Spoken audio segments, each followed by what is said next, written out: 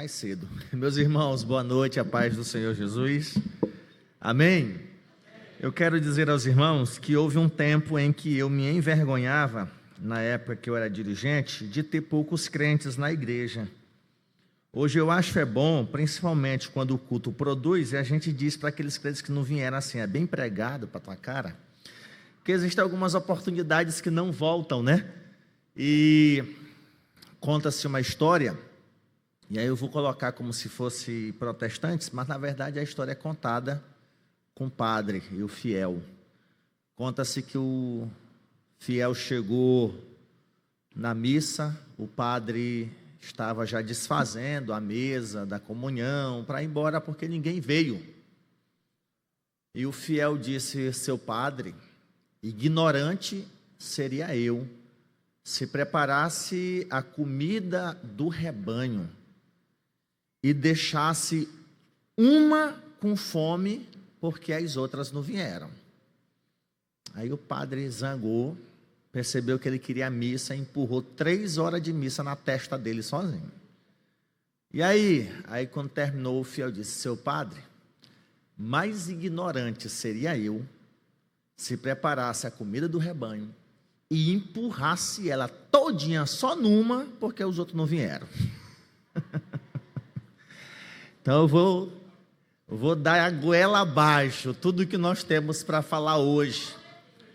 Todos nós temos um período, irmãos, de imaturidade, né? E nesse meu período de maturidade, às vezes eu preparava uma ministração, um estudo e deixava de pregar só porque tinha pouca gente na igreja.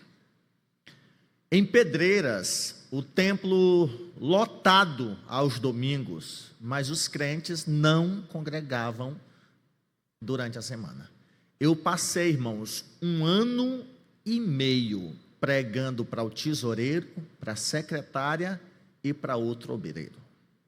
Eu estou falando do templo central, E eu disse para eles: pode vir, que eu prego para 2 como se eu estivesse pregando para 200.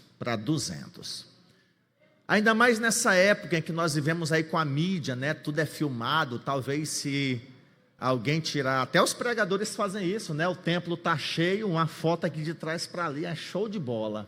Mas aí se você tirar uma foto e ver, o pessoal pergunta: cadê os crentes?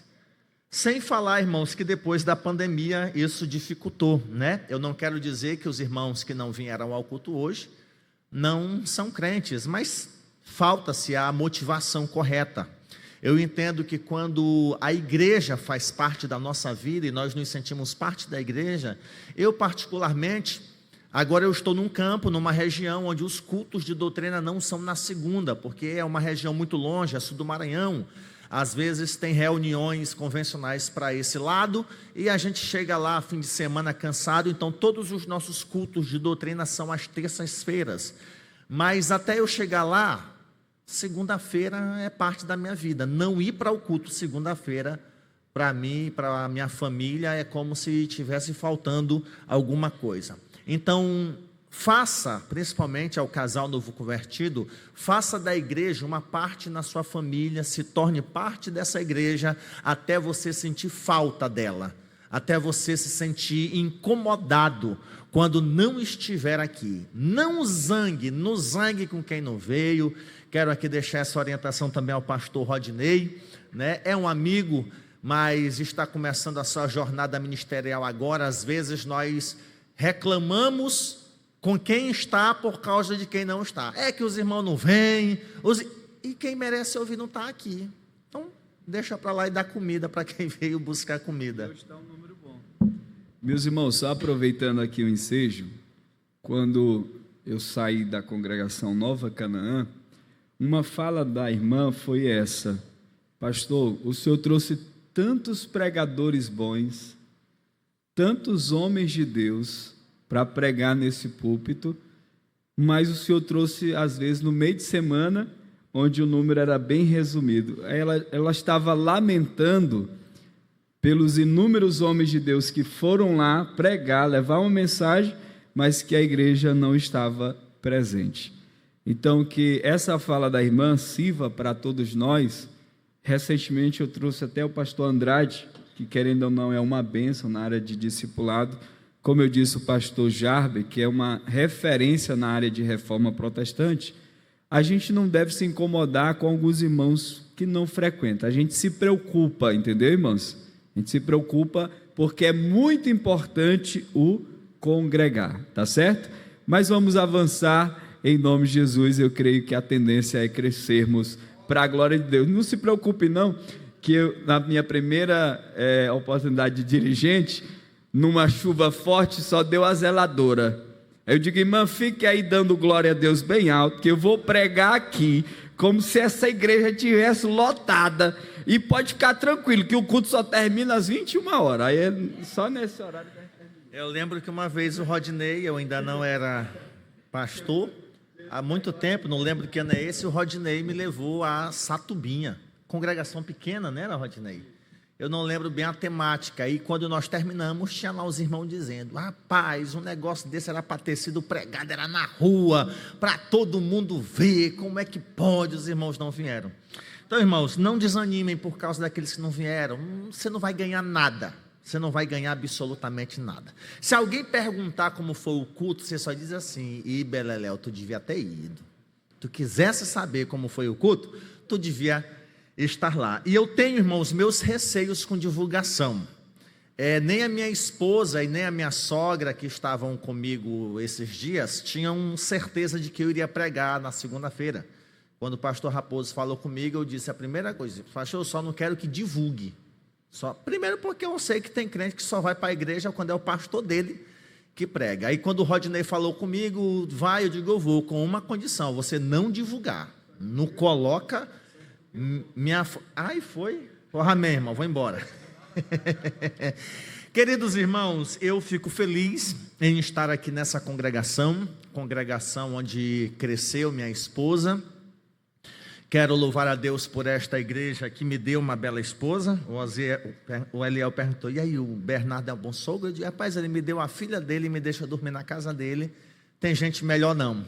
Então eu louvo a Deus por essa congregação, pelos amigos que construímos aqui, e me sinto feliz em nesta oportunidade ter sido convidado para falar de alguns assuntos que às vezes nós deixamos de lado. Certamente não será aquela ministração de glória a Deus, aleluia, a não ser que você tenha esse interesse, mas nós vamos conversar sobre um tema muito importante, um tema, o que nos faz protestantes?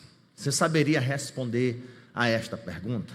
Você poderia, de forma superficial, dizer, porque eu não sou católico. Ok, e por que você não é católico? Nós, no Brasil, temos a ideia de catolicismo romano, mas a Igreja Católica, ela vai além da Igreja Católica Romana. Existe no mundo 24 igrejas católicas em comunhão com Roma, mas a Igreja Católica Apostólica Romana é apenas uma de 23. A Igreja Católica Romana é a mais conhecida por ser a Igreja Católica do Ocidente, e na parte do Oriente existem outras 23 igrejas católicas, com a sua antiguidade, com a sua tradução e preservação do texto bíblico, embora em comunhão com o bispo de Roma, no caso hoje o Papa Francisco, mas há muita coisa envolvendo isso. Então geralmente se pensa, católico, e só se pensa no católico romano. E eu quero tratar desse assunto hoje porque o mês de outubro se celebra a Reforma Protestante. O dia 31 de outubro é tido como o dia em que um padre agostiniano chamado Martinho Lutero colocou nas portas do castelo algumas teses, alguns questionamentos, sendo 95 contra principalmente a prática da venda de indulgências, e desencadeou aí uma revolução, por assim dizer, e nós temos o dia 31 de outubro, Martinho Lutero encabeçou esse movimento. Nós não somos luteranos, mas Martinho Lutero tem a sua importância para nós.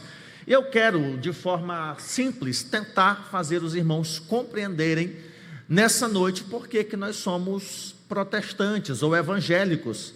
Se alguém perguntar porque eu não sou outra coisa, eu vou dizer que foi porque, por meio da Assembleia de Deus, que o Evangelho chegou até a minha família, e a partir de então, apesar das falhas da nossa denominação, problemas de gestão, e quando eu falo da nossa denominação, eu não estou falando da igreja de Bacabal não, viu?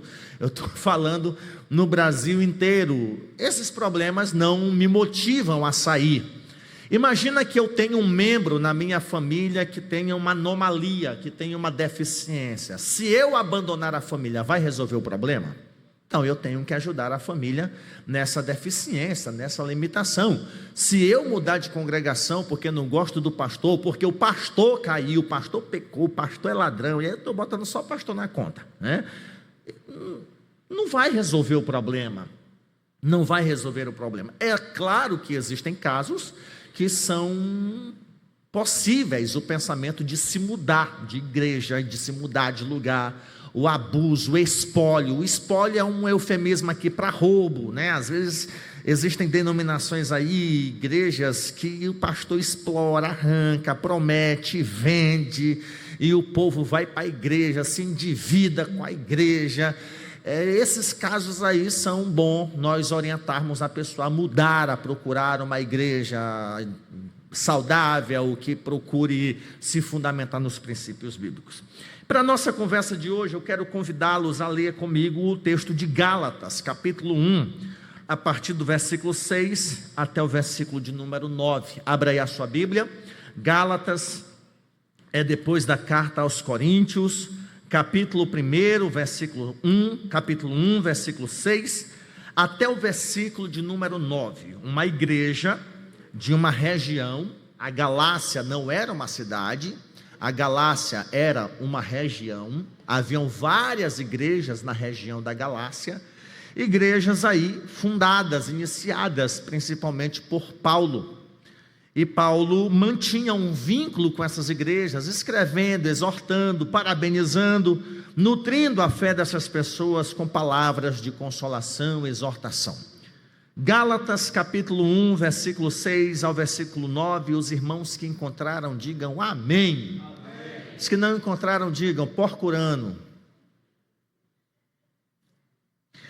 Versículo 6, admira-me que estejais passando tão depressa daquele que vos chamou na graça de Cristo para outro evangelho. Repetindo o versículo 6, admira-me que estejais passando tão depressa daquele que vos chamou na graça de Cristo para outro evangelho, o qual não é outro, senão que há alguns que vos perturbam e querem perverter o evangelho de Cristo. Mas, ainda que nós, ou um anjo vindo do céu vos pregue evangelho que vá além do que vos temos pregado, seja anátema. Assim como já dissemos, e agora repito, se alguém vos prega evangelho que vá além daquele que recebestes, seja anátema, seja amaldiçoado, seja excomungado, seja condenado.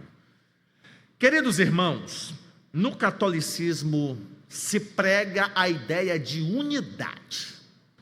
A igreja católica ela é unida debaixo do bispo que é o cabeça, o bispo de Roma, o papa é o vigário de Cristo. Por meio deste cabeça, o corpo de Cristo é unido, e o catolicismo alega ter aí uma única doutrina, um único ensino.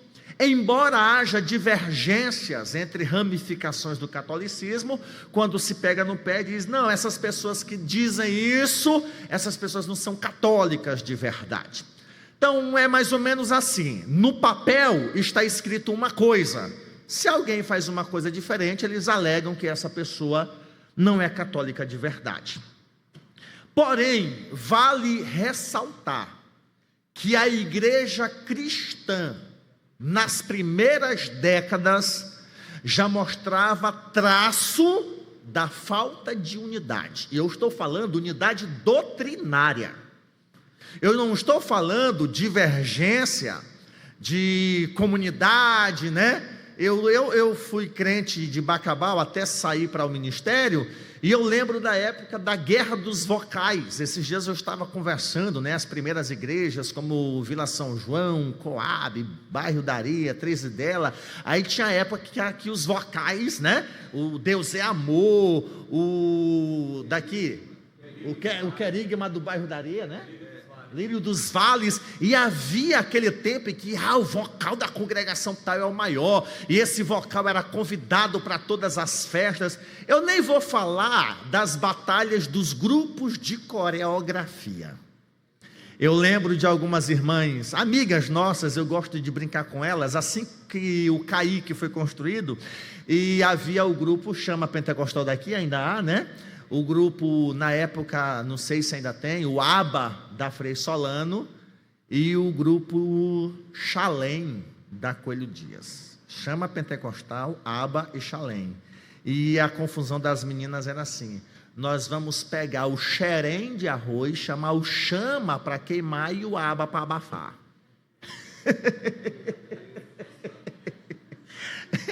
Vez ou outra eu me topo com uma dessas irmãs, né, que já estão adultas, casadas com seus filhos. Eu digo, como é que tu lembra dessa história? Eu digo, vocês estão na minha caderneta. Então existe essa desunidade, né? A congregação tal, o templo central. Não, nós não estamos falando dessa desunidade social comunitária. Estou falando de falta de unidade doutrinária. Jesus Cristo institui a sua igreja a partir da escolha dos apóstolos. Nós temos lá os apóstolos que dão início à pregação do evangelho depois da subida de Jesus aos céus, e a igreja, a partir dos apóstolos, ela já começa com 3.000 crentes de um culto só. 3.000 crentes, e esses 3.000 crentes logo se tornam 5.000 crentes. E o capítulo 8 do livro de Atos vai dizer, não se tem mais a conta exata, vai dizer que a igreja crescia em número e descansava no poder do Espírito Santo. Esses primeiros crentes, eles eram judeus, que de acordo com Atos 2, eles vieram de diversas partes do império para as celebrações da Páscoa em Jerusalém. Como não era uma viagem de Guanabara, eram viagens a pé, de camelo, de jumento. Então eles viajavam semanas, viajavam meses para celebrar a Páscoa em Jerusalém, e eles aproveitavam e ficavam 50 dias para aproveitar a festa do Pentecostes. Não compensava, eu vou para a Páscoa, terminar a Páscoa no domingo, a gente volta. Não, a gente vai para a Páscoa e já fica logo para o Pentecostes. Então essas milhares de pessoas eram judeus, vindos de diversas partes do império, que voltam para suas regiões a partir da morte de Estevão, sob a perseguição de Saulo de Tarso. O que eu quero dizer para vocês é que quando esses judeus voltam para as suas regiões, eles levam consigo o evangelho de Cristo, e aonde eles estão, a igreja está. E quando nós falamos igreja, tire da sua mente a ideia de templo. A igreja nascente, a igreja dos primeiros séculos não tinha templo. Pastor, o livro de Atos vai falar que todo dia no templo e nas casas. Isso em Jerusalém, porque o templo de Jerusalém era dos judeus, e quem eram os primeiros crentes? Judeus. Então esses judeus cultuavam no templo e nas casas. Então as igrejas do primeiro século, a partir de Jerusalém, elas se reúnem em casas, em catacumbas, escondidos, ao ar livre, pequenos grupos, pequenos grupos. A terceira carta de João é destinada a uma senhora cuja igreja funcionava no seu lar. Alguns questionam se esta senhora era a dona da casa onde a igreja funcionava, ou se esta senhora era a igreja madura que acolhia em sua casa os seus filhos. Mas a terceira epístola de João, e você não deve dormir sem lê-la, é apenas um capítulo, é destinada a essa pequena comunidade. A ideia de templo já surge 300 anos depois. Então os crentes, eles se reuniam. A igreja em Éfeso, não tinha lá um templo lá, a igreja em Éfeso, não tinha templo para a igreja cristã. Os crentes se reuniam nos mais diversos lugares.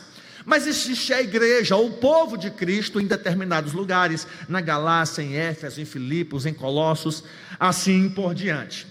E já nos primeiros anos de cristandade, nós já temos problemas envolvendo questão de costumes, de doutrinas. Por exemplo, Pedro, como bom judeu, é induzido pelo Espírito Santo a pregar na casa de Cornélio, que era um gentio e que era temente a Deus. E Cornélio e sua casa receberam o Espírito Santo, foram revestidos do poder do Espírito Santo. A conversa chega em Jerusalém, aonde os apóstolos e os presbíteros, olha, Pedro estava lá na casa dos gentios, comeu com eles. Quando Pedro chega em Jerusalém, já tem uma convenção, tem um concílio. Pedro, que história é essa? E Pedro vai defender, olha, se fosse por mim eu nunca teria ido. Eu só fui porque eu tive uma visão de um lençol com tudo enquanto que não presta, e Deus disse, mata e come. Eu disse, não vou matar e comer porque eu nunca comi coisa impura. E Deus disse assim, pois é, não amaldiçoe aquilo que Deus decidiu santificar. E Pedro vai dizer, querer ir eu não queria ir, mas eu fui na casa de Cornélio, e deixa eu dizer, eles receberam o Espírito Santo da mesma forma como nós recebemos.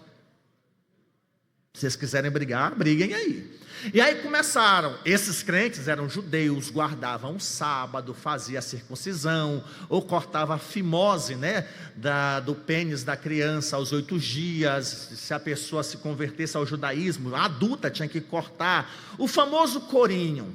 Aí quem é homem faz assim, ó, né, que era chamada circuncisão. E esses cristãos judeus disseram, sim, eles são gentios, eles vão fazer tudo isso, vão guardar o sábado, vão cortar o prepúcio, vão se abster, e pá, porque vira, porque mexe, não, tem que fazer, porque senão vai bagunçar o negócio. E aí Tiago se levanta e diz, meus irmãos, eles já foram salvos, receberam o Espírito Santo, nós vamos colocar sobre eles um encargo que nem nós conseguimos carregar. Sejamos honestos, a gente guarda ali direitinho como é para guardar. Então vamos fazer uma carta pedindo algumas coisas para eles. E aí estabeleceu-se, olha irmãos, a parte do Senhor, evitem comer coisas sacrificadas aos ídolos, se abstenham do sexo ilícito, alguns padrões de conduta. Mas nós temos aí a igreja cujos líderes eram os apóstolos de Cristo, já estava... Paulo escreve à igreja de Corinto. Se você olhar os problemas da igreja de Corinto, incesto, que é incesto, relação sexual com membros próximos de família, não bota os primos aí não, viu? É irmão com irmão, mãe com filho, filha com pai, irmão com irmão, irmã com irmã, incesto. E aí Paulo vai escrever para a igreja em Corinto, reclamar para a igreja, que a igreja não estava aplicando a disciplina num cara lá que estava se relacionando intimamente com a mulher do pai dele. Igreja de Corinto. A igreja de Corinto tinha um problema doutrinário sério. Começou-se a ensinar entre os crentes que não havia ressurreição do corpo, e Paulo dedica o capítulo 15 de Coríntios para dizer, se Cristo não ressuscitou, é vã a nossa pregação. Se Cristo não está vivo, por que nós somos cristãos? Mas se Cristo ressuscitou, com certeza nós também ressuscitaremos. Então Paulo, Pedro e outros apóstolos, eles vão escrever para as igrejas dos seus dias, que estavam aí se perdendo, se desviando. Se você lê a carta de Judas, Judas vai soltar os cachorros, e claro, não é Judas Iscariotes, Judas vai soltar os cachorros em cima dos falsos mestres, e até mesmo em cima da igreja, ao ponto de dizer, vocês dão valor a eles, eles estão nas festas de vocês, vocês acoitam essas pessoas, vocês têm a parte na culpa. E se você olhar para a carta de Paulo aos Gálatas, Paulo vai dizer, olha, eu estou impressionado como de maneira tão rápida vocês estão se desviando do Evangelho de Cristo. A verdade, irmãos, é que nós nunca, mesmo com a ajuda do Espírito Santo, vamos conseguir guardar 100% da lei de Deus. Aí nós temos duas atitudes. Uma, já que eu não vou guardar mesmo, deixa eu chutar o pau da barraca aqui. Se onde abundou o pecado, superabundou a graça. Essa é uma opção não aconselhável. A segunda opção é fazermos o que está em Romanos 8:1. Preste bem atenção, a Bíblia diz que a lei é boa, é justa, é perfeita, é justa e boa. A lei é perfeita, é justa e boa. Se a lei é perfeita, nós somos o quê? Imperfeitos. Se a lei é boa, nós nascemos em pecado, somos por natureza maus ou filhos da ira. Se a lei de Deus é justa, nós não somos. Nós não somos justos. Em vários atos da vida nós temos dois pesos e duas medidas. Se a lei de Deus é perfeita e eu não sou, eu não tenho, por mais que eu me esforce, condições de cumprir toda a lei de Deus. E se essa lei é justa, ela deve punir, porque se ela não me punir, ela não é justa. Deu para entender? E por que nós, depois de salvos, não conseguimos cumprir a lei de Deus, não somos mais condenados? Porque nós estamos em Cristo. E nenhuma condenação há para quem está em Cristo. Se não for Cristo, a lei tem o dever de me punir, de me condenar, de me sentenciar, de cobrar a pena. Mas eu estou firmado naquele que se ofereceu no meu lugar, alguém que pagou a pena no meu lugar, e para isso eu preciso estar nele, para que quando eu pecar ou infringir a lei de Deus, eu possa dizer: Jesus, socorro! E isso não pode ser feito sem arrependimento, sem contrição, sem indignidade. Quando eu infrinjo a lei de Deus, qual é a evidência do Espírito Santo na minha vida? Vergonha, sentimento de indignidade, arrependimento, nojo de si mesmo, contrição. E aí vale a exortação: se pecamos e todo mundo faz, tome cuidado. Falta essa sensibilidade do Espírito Santo. Então nós jamais vamos cumprir tudo o que está escrito.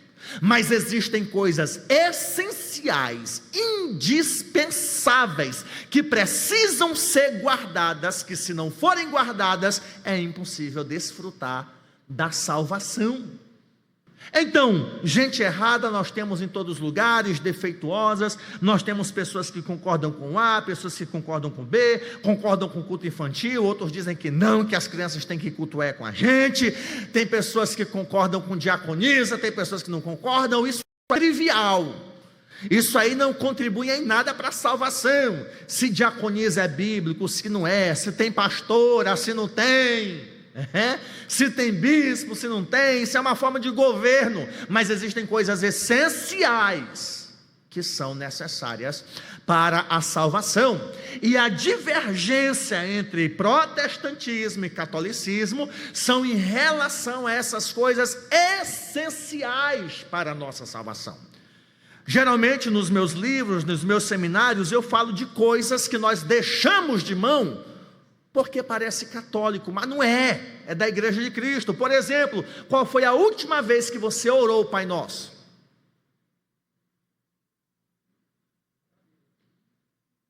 Qual foi? Com seu filho: meu filho, vamos orar aqui, Pai Nosso. Pastor, oração decorada, está na Bíblia, foi Jesus que ensinou. Não, pastor, mas é vã repetições. Não.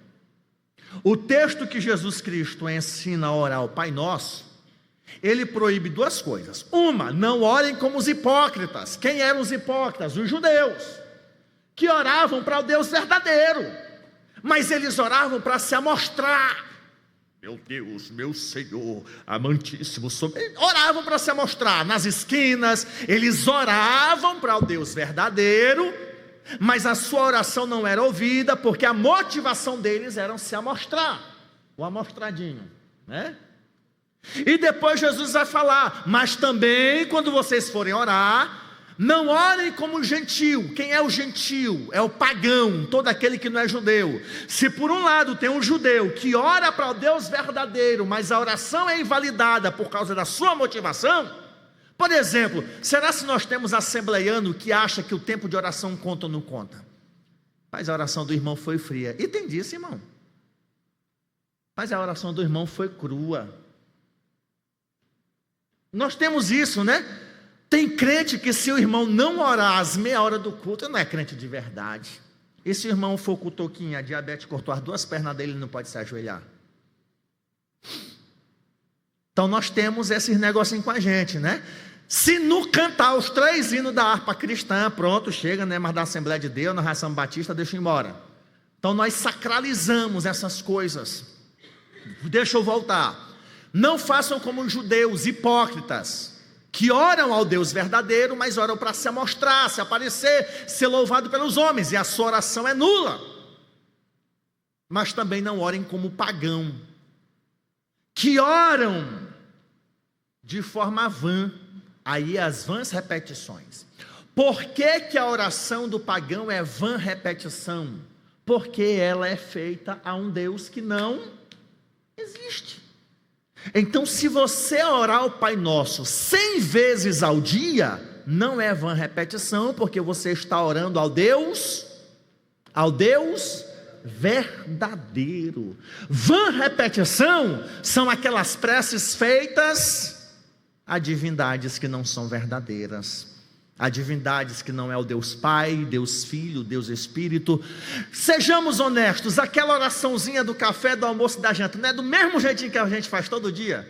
Senhor, obrigado pelo que tem, que não venha mais ninguém, amém? Isso é vã repetição? Não é, porque nós fazemos ela ao Deus verdadeiro. Se você perceber, até a forma como você toma banho tem uma liturgia. Comece a parar para pensar. Você chega no chuveiro, o teu braço vai aonde vai, o mesmo lugar, a mesma rotina. Se você parar para atentar para isso, você cria hábitos que você nem se dá conta, né? Então o que acontece? Orar o Pai Nosso não é vã repetição. Ensina para o teu filho, pregue sobre isso, discipule sobre isso, as lições do Pai Nosso. Orar o Pai Nosso 100 mil vezes não é vã repetição, porque é uma oração destinada ao Deus, mas ela pode se tornar vã quando eu quero orar o Pai Nosso para me amostrar, para me aparecer. Geralmente eu sou convidado para algum evento onde tem católicos, tem um padre, tem um diácono da igreja católica lá. Aí geralmente coloca um pastor só para orar, né? Vamos uma oração com o pastor.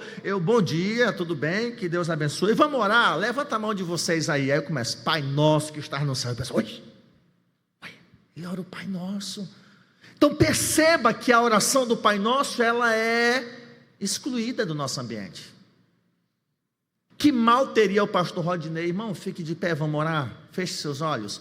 Pai Nosso que está no céu. Meu Deus do céu, o pastor desviou. Nós não pregamos, nós não ensinamos, nós sequer oramos. Pai Nosso, pastor, eu não sei orar. Ora o Pai Nosso. Mas nós deixamos, porque não parece uma coisa católica. Em segundo lugar, nós temos uma certa aversão a Maria. Nós podemos não odiá-la, mas nós deixamos ela de canto nas nossas programações. Pense aí nos congressos de mulheres que oram, Ana, Batseba, não sei quem mais, e papapá. E todo congresso de mulher tem lá no banner umas florzinhas e umas mulheres orando, né? Por que a gente não faz lá um congresso sobre Maria, a mãe do Senhor, e coloca lá uma imagem de Maria? Não, pastor, aí também é baldear, né? Mas a gente não coloca imagem de outra mulher, foto de outra mulher, nos banners dos congressos? Então, admita, se nós não odiamos Maria, nós não a honramos como deveríamos honrar. É claro que o problema do catolicismo é exagerar nessa honra, mas admita. Imagina aí se o pastor, irmãos, eu vou fazer aqui uma série de estudos sobre Maria, a mãe do Senhor. Eu disse, o pastor é católico. Exatamente, colocá-la como mediadora. Então, se por um lado há os exageros romanistas, existe o erro da nossa parte de negligenciá-la. Nós excluímos ela da nossa vida.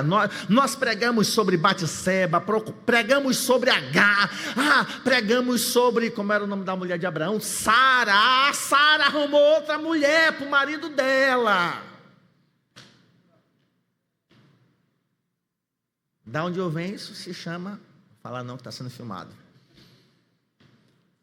E nós não pregamos, não fazemos congressos sobre Maria. Geralmente falamos de Maria de Betânia, a Maria que derramou o bálsamo, mas nós negligenciamos. Deixa eu lhe dar outra coisa que nós abrimos mão: a cruz, a cruz. Como você se sentiria se ao chegar tivesse uma cruz aqui atrás do púlpito? Disse, não, pastor, eu me benzia e ia embora. Mas qual é o problema da cruz? Ou a cruz não é o símbolo do cristianismo? Principalmente a cruz,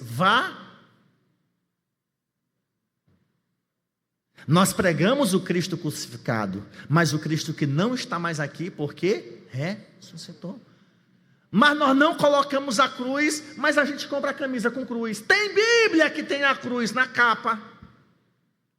A gente não usa o cordão, não usa o brinco, mas a gente coloca nos cadernos, né, a cruzinha e eu te amo. Então perceba que o problema não é o uso da cruz.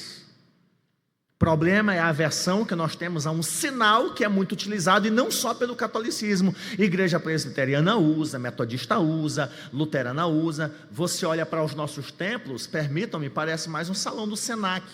Tem nada. Por que não teríamos alguma coisa para contemplar, para ver? Porque a cultura evangélica eliminou qualquer uso de imagem no seu ambiente de culto. Mas aí nós não usamos a cruz. Vocês aí que tem carro, mas a gente compra um peixe e coloca lá. Ou é crente ou é pescador, né? Não tem lá o peixinho lá, não, eu sou crente, eu vou comprar o peixinho e vou colocar lá. Mas você não tem coragem de comprar uma cruz e colocar lá no seu carro. E nós cantamos rude cruz. Você até chora. Você canta foi na cruz, mas não usa a cruz. Oi. São coisas que eu estou dizendo que são boas, estão na Bíblia, e nós não praticamos porque nós deixamos para os católicos. Entendeu? O Pai Nosso é bíblico ou não é? Tem coisa mais bíblica do que a cruz, irmãos? Tem coisa mais bíblica do que a cruz? Então, são coisas que nós deixamos de lado, e sequer sabemos responder o porquê que nós deixamos de lado. Mas tudo bem, vamos para o texto. Paulo escreve para os crentes: vocês estão se desviando do Evangelho de Cristo. E aí Paulo vai dizer, um demônio não, mas sim um anjo, não é um demônio disfarçado de anjo, assim, um anjo descer do céu e ensinar outra coisa que vá além, que esse anjo seja demônio a partir de então, amaldiçoado, anátema. Paulo impõe limite, por 2 vezes ele diz que vá além. Então percebamos que há um limite, que há coisas que são essenciais, que são necessárias para a nossa salvação. E a reforma protestante eclodiu a partir desse abuso, né? Embora a Igreja Católica, em seus ensinamentos oficiais, nunca tenha ensinado a venda de indulgências. Indulgência é um documento que dava perdão, mas houve períodos em que ela também não condenava e se vendia indulgência. Hoje são os crentes que fazem, vende arroz sagrado, travesseiro, rosa ungida, aliança disso, martelo para derrubar a muralha de Jericó, o tijolo na bênção, vassoura ungida, óleo de Israel, água do diabaquato, né? Não chega a ser indulgência, mas aquilo que a reforma protestante criticou. Vamos lá, nós estamos vivendo um período em que nós estamos tão endividados que a gente está cedendo ao que antigamente a gente condenava. A rifa, o binguinho lá, o sorteio, nós cedemos. Entendeu? Nós cedemos coisas que antes nós não fazíamos, e hoje, mas também se não fizer não arrecada fundos. Pois então não faz, não constrói. Isso aí é coisa minha, viu? Não mexe com os pastores de vocês com isso não, né? Se bem que o nosso pastor Raposo, ele costuma dizer, se todos os crentes fossem fiéis em seus dízimos, não teria necessidade de fazer campanhas ou ofertas. E aí, nesse particular, eu concordo com ele. Pois bem, meus irmãos, por que nós somos protestantes? Primeiro, porque nós cremos na suficiência das Escrituras, e isso é importante. Nós não negamos ensinos que não estão nas Escrituras. Olha, isso aqui, por exemplo, cantar 3 hinos, está na Bíblia? Não está.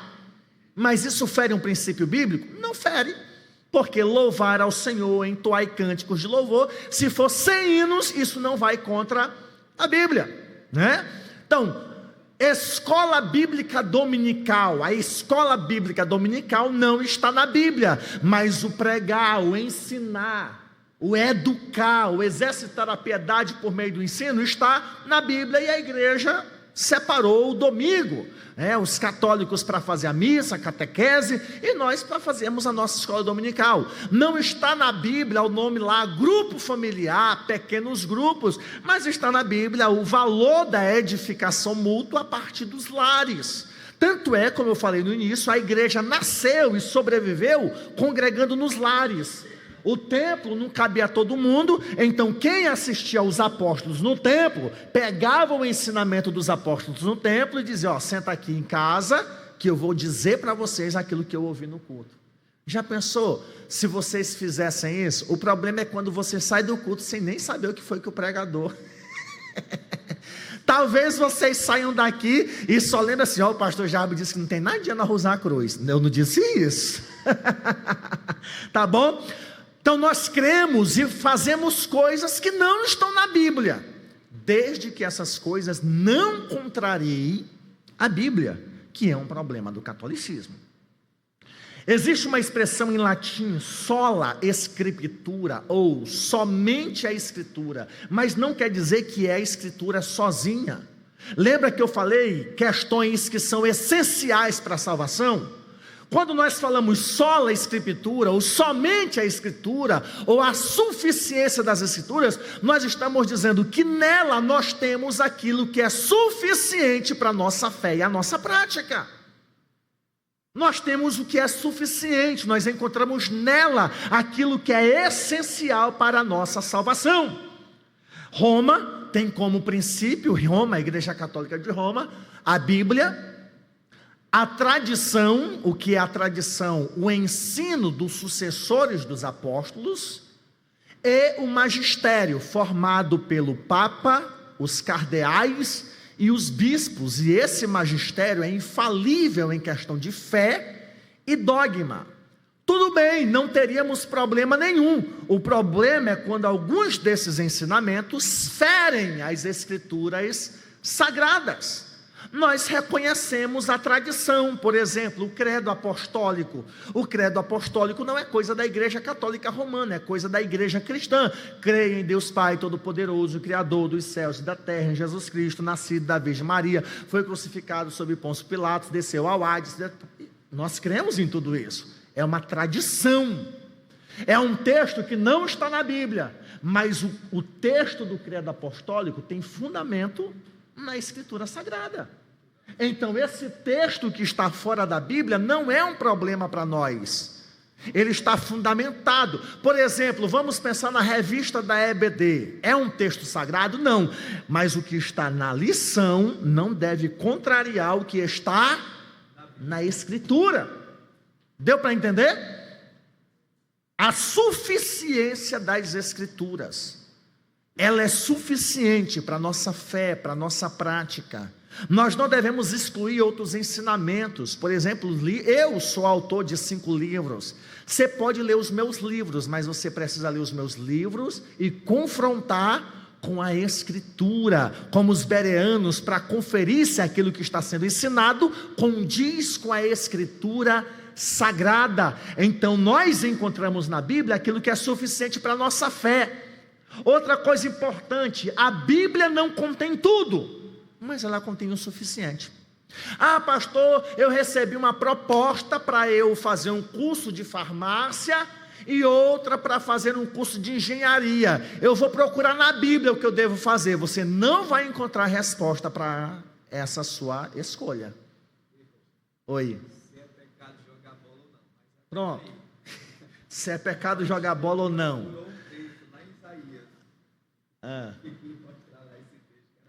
Isaías, né? Uma bola parada.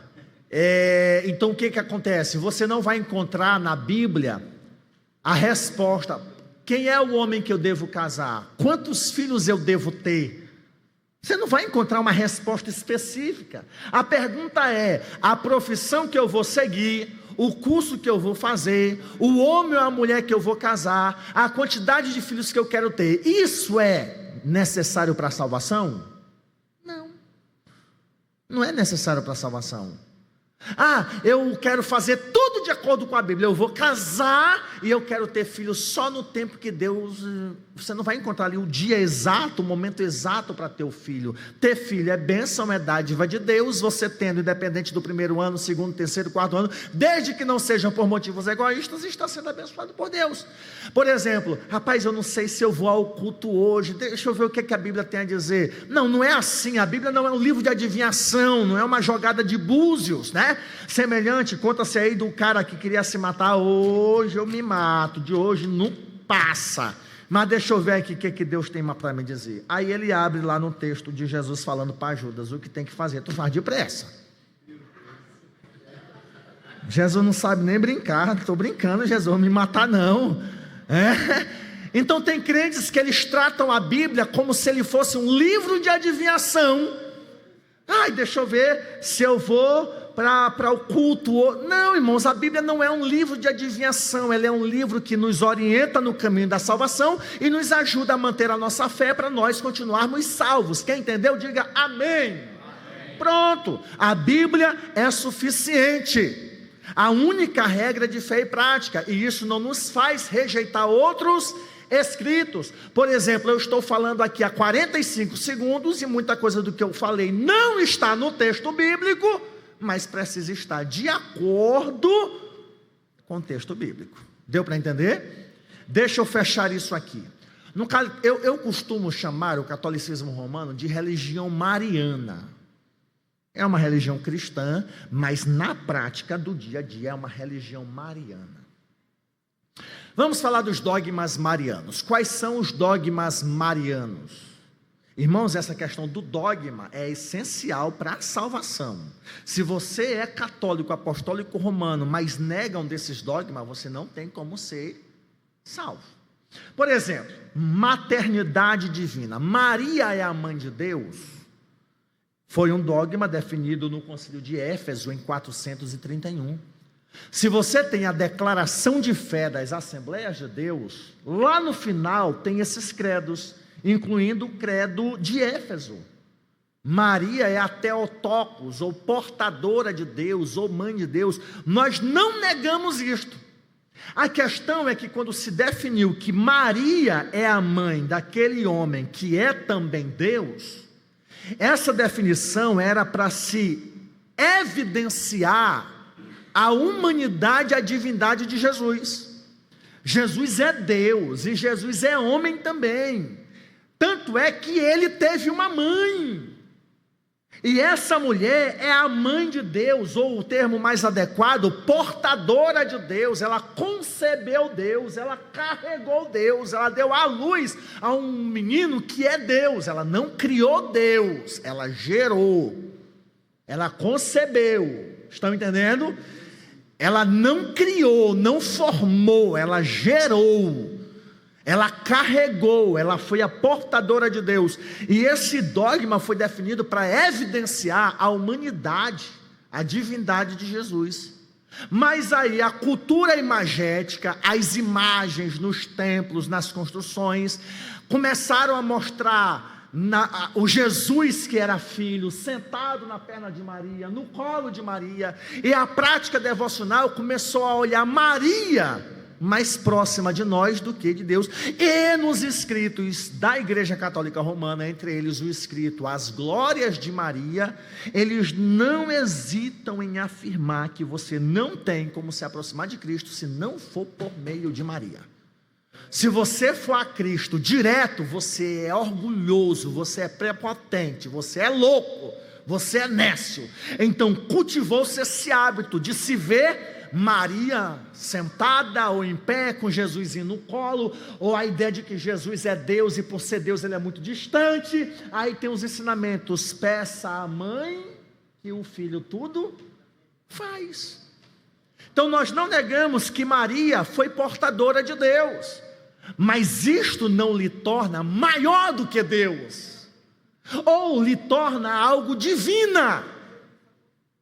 Um outro dogma, a virgindade perpétua. Maria foi virgem antes, durante o casamento e depois dos partos. A questão da virgindade, irmãos, não afeta em nada a fé protestante. Se nós crêssemos que Maria foi eternamente virgem, isso ia mudar em quê? A nossa doutrina, se ela teve mais filhos ou não. Para nós o que importa é que ela deu à luz Jesus, está resolvido o problema. Se ela teve 10, se ela não teve mais nenhum, se ela continuou virgem, isso não afeta em nada a fé evangélica. Não afeta em nada. Mas o dogma da virgindade foi promulgado no ano 642, no Concílio de Latrão, pelo Papa Martinho. A Igreja de Roma, ela tem um problema sério em ver o sexo como algo, embora o sexo seja algo divino, sagrado, mas não conseguem conceber a ideia de que Maria se relacionou. Os filhos que Maria tinha eram filhos de José, ou seja, José teve outros filhos antes de ter Maria, porque Maria de fato era adolescente quando casou-se com José, e José é pouco citado na Bíblia. A tradição ensina que José era já velho. Mas, por exemplo, a virgindade perpétua de Maria, ou seja, é um ensino que se nega a ensinar a santidade sem a castidade. Não, tem que ser casto. Por que tem que ser casto? A castidade é algo que é para se ter até no casamento. Eu sou casado, eu tenho que ser casto. Casto no que diz respeito ao quê? A não me deixar levar por desejos extras conjugais ou deturpados. Mas o ensino romano se resiste, a ensinar a santidade, a pureza, sem enfatizar a castidade. Em que lugar da Escritura Sagrada nós encontramos que Maria foi perpetuamente virgem? A Imaculada Conceição, essa aqui, ou seja, ela foi concebida sem pecado. Se ela deu a origem a um ente santo, então ela tinha por obrigação ser santa. E essa santidade não é assim santo como você, não, é santa perfeita, livre do pecado original. Não tem aquele texto que diz que todos pecaram, ou todos nós nascemos em pecado. Esse texto não se aplica a Maria.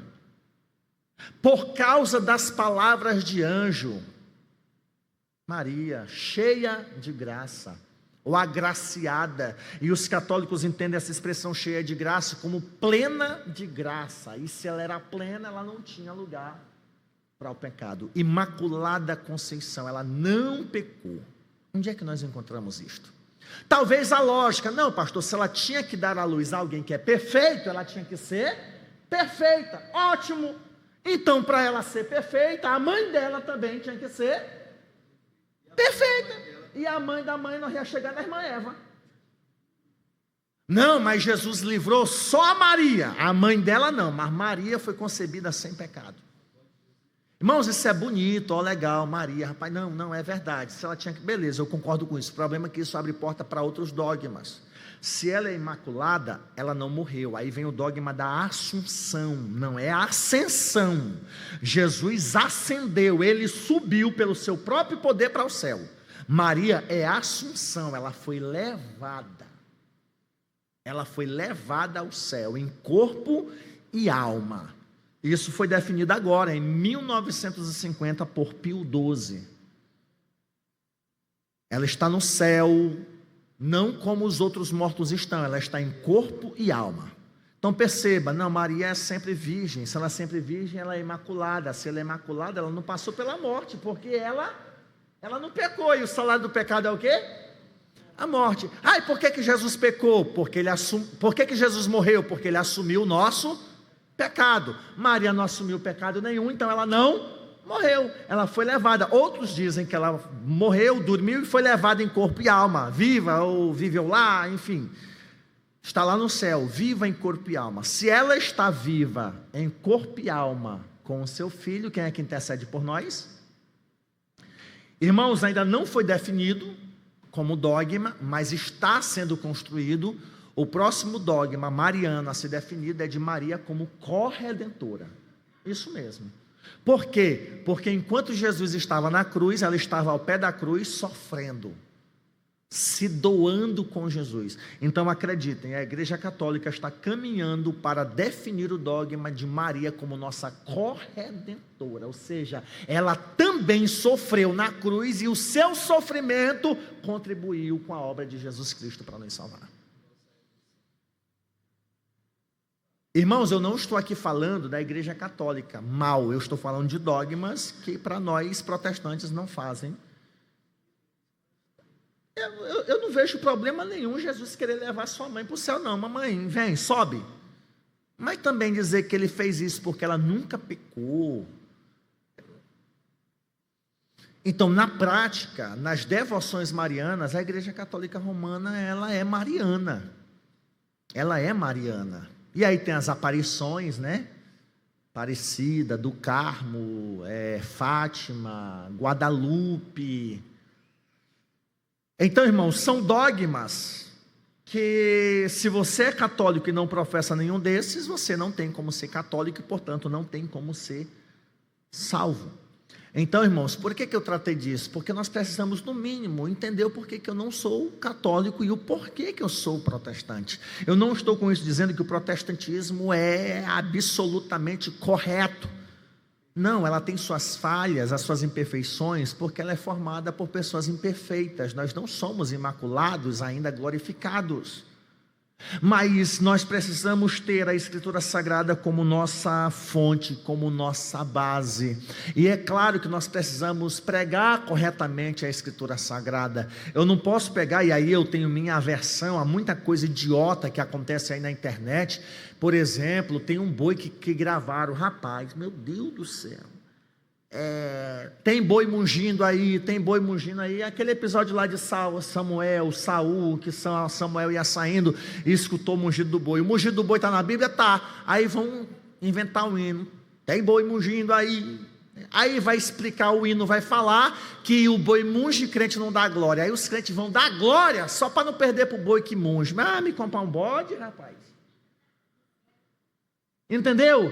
Por exemplo, olha, Deus vai abrir um mar para ti. Não vai, ou tu sabe nadar, ou tu passa por uma ponte. Deus nunca mais abriu o mar, e nunca mais abriu o Rio Jordão, e nunca mais abriu lá o brejo que foi para Elias ou foi Eliseu? Eliseu? Eu não lembro qual foi dos dois. Ele abriu, ele não precisa abrir novamente. Não é porque está na Bíblia que vai acontecer novamente. Se o mar da vida, se você não passar, Deus vai te fazer andar por cima das águas. Não, o hino, ele começa contando a história, ele conclui dizendo uma coisa que não está na Escritura Sagrada. Não, pastor, mas está, porque Pedro andou, mas afundou. Então, assim, Deus não precisa abrir novamente. Não é porque, por exemplo, aconteceu lá o episódio de raios e trovões, que o culto aqui, para ser evidenciada a presença de Deus, tem que ter raios e trovões. Ou seja, nem tudo que está na Bíblia Sagrada deve ser fundamentado como doutrina. Aí o pastor Jarber ia ter que fazer como Abraão e tomar outras mulheres. Não está na Bíblia, mas foi reprovado por Deus. Tem coisas que são boas, que são saudáveis, mas que não configura necessariamente uma doutrina, um dogma necessário para a salvação. Então o que nós devemos entender em relação à Bíblia é aquilo que é essencial para a minha salvação. Por exemplo, cortar o prepúcio do pênis contribui em quê para a salvação? Mas por uma questão de higiene, uma questão de pureza, de evitar infecção para a própria mulher. Irmãos, quando isso foi definido por Deus para Abraão, esse povo vivia a céu aberto. Você pensa que todo dia tinha como banhar, como se higienizar. As mulheres eram impuras até dias depois da sua menstruação. Nem sempre a irmã tinha condição de se higienizar depois de um fluxo menstrual. Aí eu faço que nem um pregador, né, que fala sobre isso, aí vai assim, Isso não deve ser dogma para nós hoje. Existem igrejas, seitas que faz isso. A mulher teve lá o seu período menstrual. Se aparta de mim, infame. Fica lá mais 7 dias. Não, aquilo ali foi para o povo judeu em um determinado período. Ainda hoje eles cumprem isso, mas que isso não é para a questão salvação. É uma questão comunitária, é uma questão cultural, é uma questão social. Entendem, irmãos? Então, que Deus nos ajude a sermos bons protestantes. Pessoas lá atrás deram a sua vida. Nós não idolatramos santos, né? Mas nós idolatramos pregadores, nós idolatramos pastores. Nós fazemos filas. É o Gilmar Santos, eu vou. É o Gesiel Gomes, eu vou. Quem é o pregador é de fora, não vou. Nós temos esses ídolos do nosso coração. Às vezes o marido é um ídolo, a esposa é um ídolo. Nós não adoramos, mas nós temos a subsistência, o suprimento da nossa vida. Meu Deus, se meu filho morrer, eu morro. Tá bom, tu pode até morrer, mas provavelmente você não vai morrer. Então nós temos que cuidar com os ídolos, tomar cuidado com os ídolos do coração, com aquilo que me distancia da Escritura Sagrada. Todo mundo fala do exemplo de namoro, Isaac e pense num casal infame que pecou severamente como pai. Tá bom, tu quer uma Rebeca, tu quer um Isaac, ótimo, mas não queira ser um pai como foi Isaac, não queira ser uma Rebeca, uma mãe como foi Rebeca, onde Rebeca disse eu gosto desse, Isaac disse eu gosto do meu. E nós temos um problema sério envolvendo essa família. Eu estou esperando o meu Isaac, eu estou esperando a minha Rebeca. Te sai de boca, tu não te entra, né? A história de Isaac é bonita até os meninos nascer. Então existem coisas que não são padrão para nós. Eles erraram, pecaram severamente, e nós precisamos entender para que nós não incorramos naqueles erros que anteriormente nós praticamos. Vamos falar dos sorteios. Você vai conseguir mudar isso? Não. Agora deixa eu te dar outra opção. Você é obrigado a comprar? Ajude sem comprar. É uma coisa que nós não vamos mudar. Já cravou, está dando certo. Não, o negócio é sortear. Eu admiro esses pastores que compram um carro novinho e colocam para sortear. Eu não tenho essas coragens. Eu estou querendo vender uma Pop minha 2010, 100, que eu ando assim nela, parecendo aquele sapinho do Gummy Bear e não consigo vender. Nem meus livros eu consigo vender. Eu geralmente não trago meus livros para vender porque eu tenho alguns receios, né? Eu tento tomar cuidado com aquela expressão dos vendedores do templo. Eu vendo em outra ocasião, em um seminário, em ambiente de culto. Eu vou mudar isso? Não vou. Mas eu também não sou obrigado a lutar contra todo mundo, fazer inimizade só porque eu discordo. Eu quero é paz para a minha cabeça, e o que estiver ao meu alcance, tentar ensinar, orientar, instruir, porque como eu preguei ontem no Templo Central, se nós focarmos somente nos problemas, nós adoecemos os outros, compramos inimizades e ainda podemos ir para o inferno. Então façamos o bem quando for possível.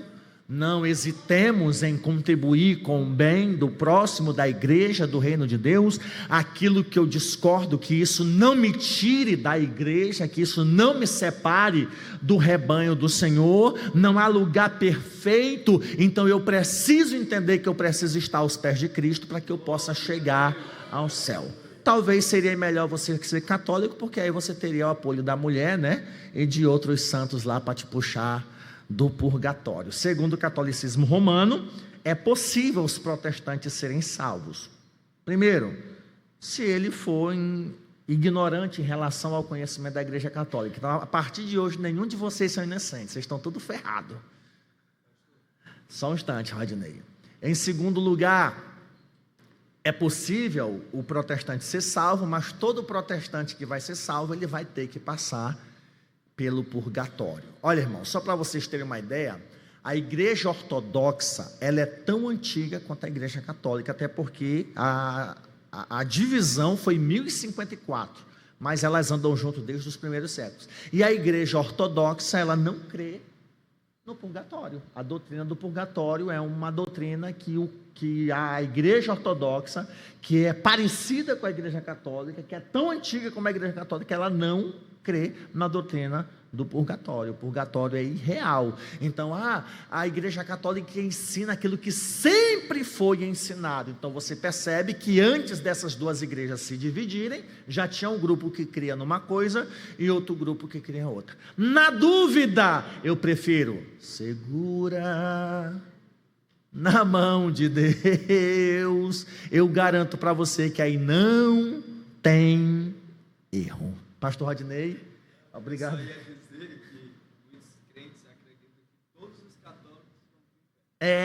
Todos os católicos vão para o inferno, né?